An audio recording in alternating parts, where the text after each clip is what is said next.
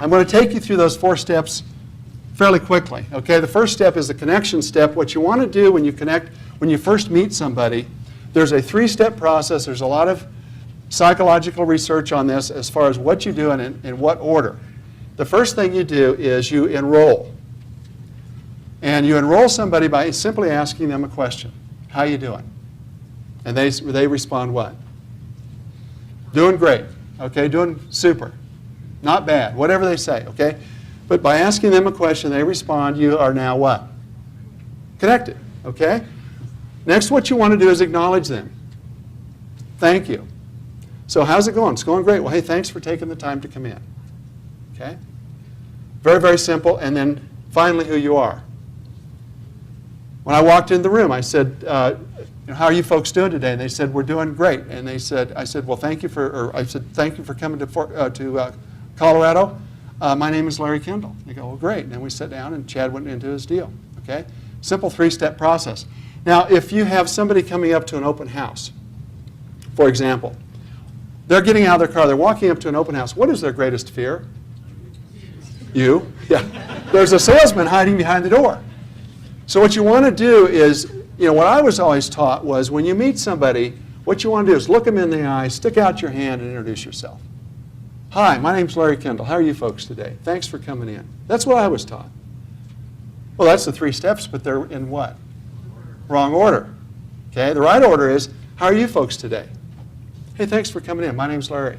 Here's some information on the house. Make yourself at home. If you have any questions, I'll be here for you. Which one is more relaxed? Okay? There's been a lot of research on this. I've gotten more calls and emails from Ninja Selling graduates around the country that said, you know what? I started doing the 3 steps in this order, and it's amazing how much. There used to be this barrier, this wall that was up, and now it's gone. So let's do this. I'd like for you to pick a partner, somebody sitting next to you. I'd like for you to practice the 3 steps. Just get used to having it come out of your mouth, okay? How you doing? Thanks for coming in. My name is. Okay? Let's just do that for a minute.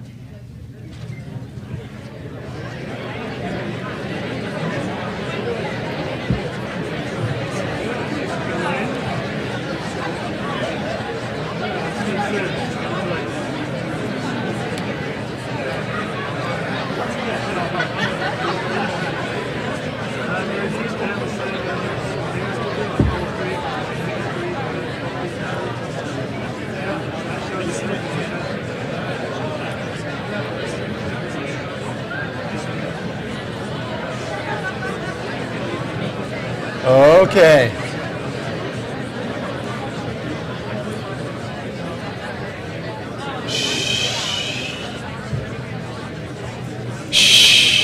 Okay, how'd that work for you? Takes a little bit of getting used to, doesn't it? Because we haven't taught the old way, but I would encourage you to try it this way. I think you'll get great results. Early research said selling is all about closing. Modern research says, no, it's all about opening. That first 2 minutes, they decide, do they like us? Do they trust us? Do they want to go down this path with us? Or do they want to escape from us? Okay? So we need to be on our game in that first 2 minutes. And the first thing we need to do is connect, which we just learned. And once we feel we're connected, you meet somebody in the lobby of your office and you do the 3 steps, and then you ask them, how was your trip from the airport and how much time do we have together and stuff. Can you sense when you're connected? One of the ways to tell is you start to nod, and if they nod back, you are connected. Your energy is connected.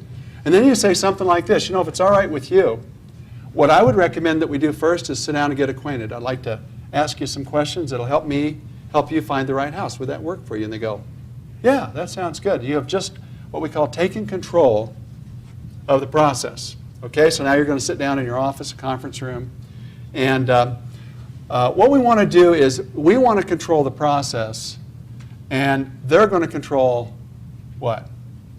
The decision. So it's like this ledger. We're going to stay on this side of controlling the process. They're going to stay on that side of controlling the decisions. How do we keep them on their side of the ledger?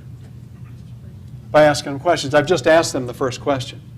If it's all right with you, why don't we sit down and get acquainted? I'd like to ask you a few questions that'll help you find the right home. Would that work for you? And they go, yeah, that's a decision.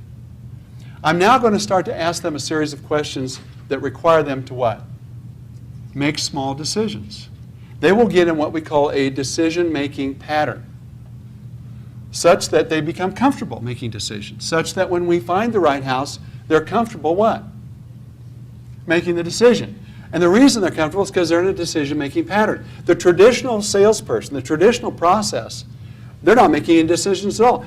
Heck, they can't get a word in edgewise. The salesman's just pounding away with their spiel, and then they get in the car, now they're looking at houses, and the first time they're asked to make a decision is, well, what do you think? And they freak out. Okay? So this is the process. We'll control the process. They'll control the decisions. For you to control the process, what do you have to have? You have to have a process. You cannot wing this stuff. Shoot from the hip? Well, I'll make it up as I go. I don't think so.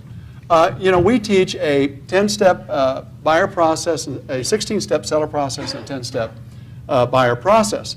And it's very important that you just kind of flow through the process. They're basically 16 questions and 10 questions. And all at once, they'll get into the process. You'll be in control of the process. They'll be in control of the decisions. Our goals in this process is, number one, to help them become clear. And secondly, to help them become confident. What are the two things that causes a buyer not to move forward? The two biggest things. If they find a house, you can tell they love it. They love it. And you ask them, well, would you like to buy it? Or shall we write a contract? Or shall we make sure we don't lose this house? And they go, well, we want to sleep on it. We'll get back to you on it. We want to think about it. Have you ever heard that? You know what their internal dialogue is? You know what's really going on inside? They're either afraid or they're confused. Okay? So if we can help them to become clear and confident, they'll what? They'll go forward. Okay? That's the purpose of our process. It's not to sell them something. It's to help them become clear and confident, and then if it's the right thing for them, if it's the right solution for them, they'll move forward. One of the rules of confusion is this. Confused buyers don't buy. What do? They think about it. If you've ever heard, well, we're going to think about it, that's a confused buyer. Or an afraid and confused buyer. Okay, so on the information step, what we want to do is we want to ask questions to discover their pain and pleasure, just like I did with Mr. Beebe. Then in the back of my head, I what? Formulated a clear path to a solution.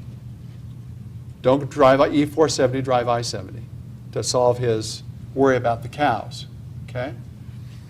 I highly recommend this book by Thomas Freeze. It's a classic, Secrets of Question-Based Selling. I think it'll really help you.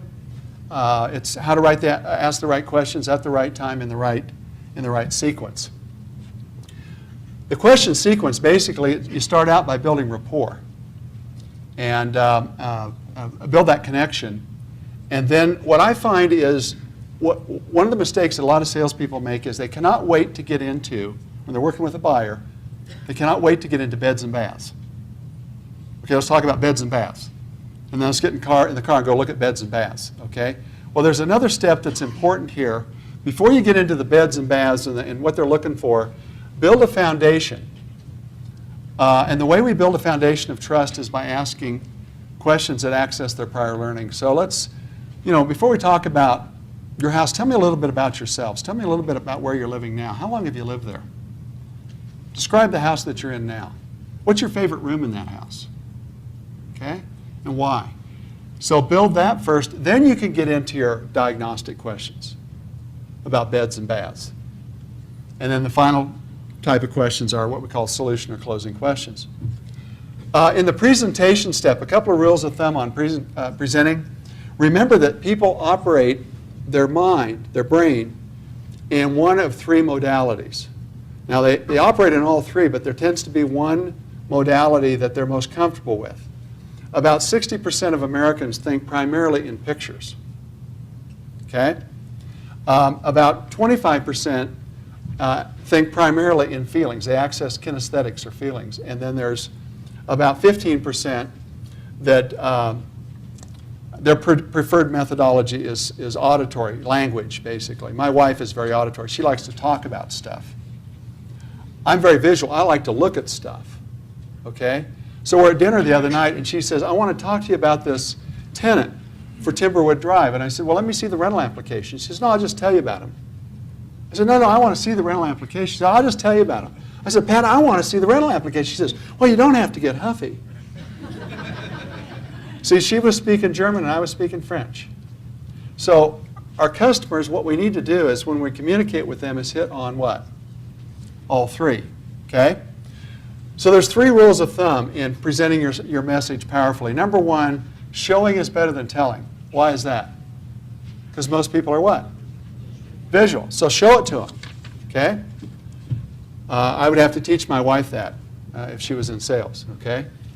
Second, asking is better than telling. Why is that? Keeps you connected. You're able to learn about them. You're able to discover pain and pleasure. And then finally, it matters what? Who says it? Okay, it matters who says it.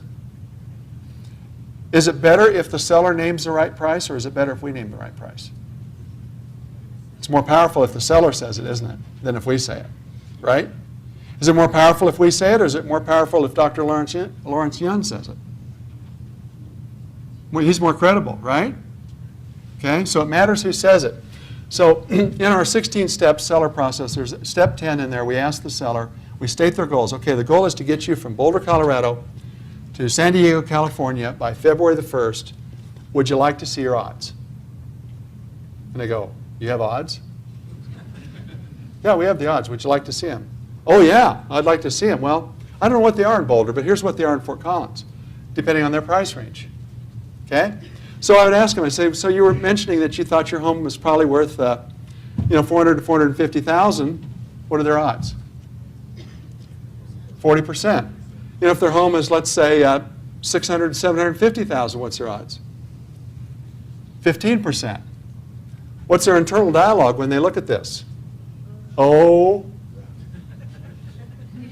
crap, right? I mean, we have a 15% or a 40% odds of getting to San Diego on time.